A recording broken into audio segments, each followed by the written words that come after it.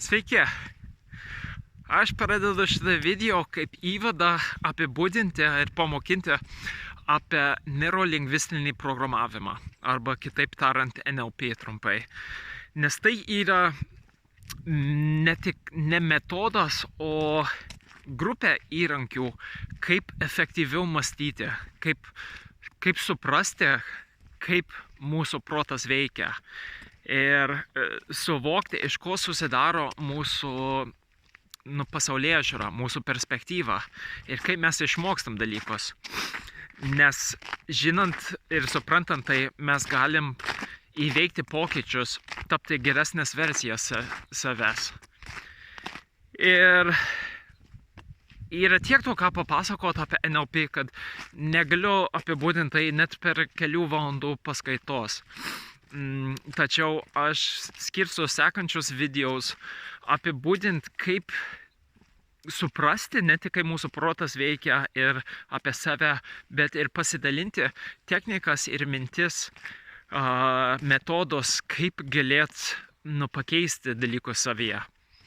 Vienas pavyzdys, aš pakeičiau, kad aš nebenorėčiau gerti kavos, kuriuo aš labai turėjau nepriklausomybę, kiek aš to norėjau. Nes yra tokie vienas pavyzdys, metodas dirbti su submodalitetais.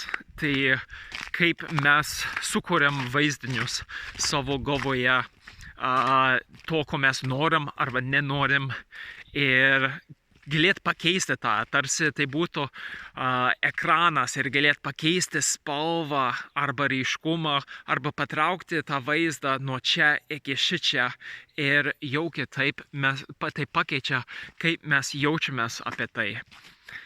Ir yra tiek daug valandų, ką galima papasakoti apie tai, tačiau nepersistengsiu apibūdinti viską šitame. Jei kažką girdėjot apie NLP ir norite daugiau sužinoti apie tai, tai čia tikslas užduoti prašymus, paklausti ir aš pasistengsiu pasidalinti apie tai, nes aš pastebiu, nėra tiek daug informacijos lietuvių kalboj apie neurolingvistinį programavimą. Ir mane taip veža šitą temą, kad aš noriu, kad daugiau žmonių galėtų pasinaudoti šitą, nes tikrai tokia įgalinanti masė žinių, kaip pakeisti savo dabartį į tokią, kokią mes norime gyventi. Ir svarbu žinot, kad šitie įrankiai, šita filosofija nepadės, nebent mes įeisim į tai su atvira pasaulėžiūra. Ir tai reiškia, kai mes jau turim sukurtos nuomonės apie kažką ir mes jau nusprendę, kad kažkas jau šitaip yra, tai mūsų perspektyva yra labai siaura ir tai neįleidžia pamatyti kitaip. Nes didžiausia dovana iš coachingo ir NLP yra galėt pamatyti tą patį dalyką iš įvairių kampų.